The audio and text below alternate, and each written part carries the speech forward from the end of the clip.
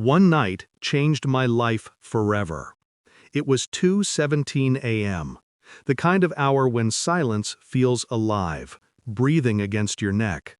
My phone buzzed once, a notification from an unknown number. You should know what your wife is doing tonight. No name, no photo, just words, black on white. It felt like a blade sliding under my skin. For a few seconds, I didn't move. My hand hovered over the screen, but I couldn't open the image attached, because part of me already knew what I was about to see. When I did, my world didn't shatter, it froze. There she was, my wife, Elena, at a hotel bar. Her dress, the same one I'd complimented before she left for her office celebration. Only now, she wasn't alone. Her boss's hand rested too comfortably on her thigh. Her smile, the one I used to live for, belonged to someone else.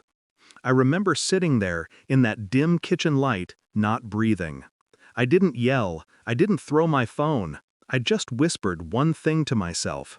So, this is how it begins. Morning came like an insult. Elena walked into the kitchen, hair still wet from a shower she took before I woke. She smiled. Tired, sweet, practiced. "Rough night," she said. "Everyone stayed late. So much champagne." I poured her coffee, pretending to listen. The smell of her perfume made me sick. I couldn't look at her without seeing his hand there. She sat at the table, checking her phone, smiling faintly at messages she tried to hide. I studied her every movement, the small tells I'd ignored for months, the late meetings, the sudden gym obsession, the laughter that didn't sound like mine anymore. Something broke quietly in me that morning, but instead of confronting her, I chose patience, because fury burns fast, and I needed to burn slow. Over the next few days, I watched her carefully. I memorized her lies. Every "just tired," every "busy day," every "you're overthinking." Each one became a thread, and I started pulling, gently, methodically. I became an actor in my own marriage, smiling, kissing, listening. But underneath, I was a machine. Every night after she slept, I checked her phone, synced her messages to my laptop. I traced her calls, noted locations. And one night, I found what I was waiting for. Tahiti next month. Just us. A message from her boss. The company had no official retreat scheduled. This was personal. So I made my own plans. I didn't confront her. I didn't stop her. When she told me she was going on a work trip, I smiled and kissed her goodbye at the airport. She looked so confident walking away, suitcase rolling behind her, thinking I was the fool. But fools don't document everything. Fools don't have friends in HR. Fools don't plant trackers in luggage tags. I watched her flight take off, and then I began phase 2. The silence in the house became my weapon. I reached out to her company board, anonymously. Attached were photos, screenshots, transaction records, every proof of what she and her superior had been doing during work hours, company events, and now this trip. I didn't need to lie. The truth was cruel enough. 5 days later, I sat in the same kitchen when she came home. Elena looked radiant, tanned, happy, careless, but her phone buzzed before she could speak. She froze as she read it. Her boss had been terminated, gross misconduct, internal investigation ongoing, her department suspended. She turned to me, face pale. "Did you?" she whispered. I sipped my coffee, didn't answer, just watched the realization bloom behind her eyes. "Why?" she finally breathed. I leaned forward, my voice low. "Because you celebrated your freedom before earning it."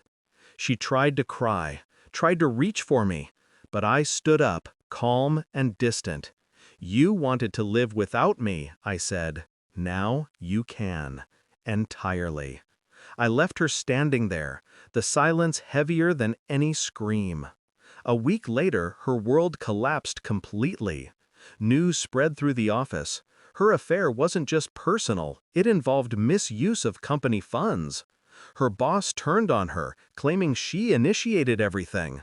They fired her. She called me that night, voice shaking. "Please, I need you," I interrupted. "Elena, you made a choice, and so did I," she sobbed. "I love you." I closed my eyes. Let the words drift through me. "No, you loved how I never doubted you." Then I hung up. That click, that final sound, felt cleaner than forgiveness ever could. But revenge isn't always loud. Sometimes it's the quiet knowledge that the person who once lied to your face now wakes up every morning haunted by your silence. And I stayed silent. Months passed. I moved to a new city, new job, new apartment. My reflection changed, sharper, harder. People say time heals. They're wrong. Time doesn't heal betrayal. It refines it, turns pain into precision. One night, I got another message from an unknown number again. A single line. "She's working at a cafe now. Looks lost." I stared at it for a long time, then deleted it. No curiosity, no satisfaction, just stillness. Because revenge wasn't her destruction, it was my freedom. Elena once told me, "Love makes you vulnerable." She was right.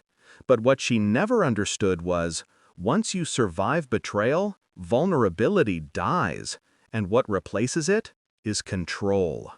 I still remember that night, 2:17 a.m., the message that changed everything. It didn't destroy me, it rebuilt me. Colder, quieter, and finally, untouchable.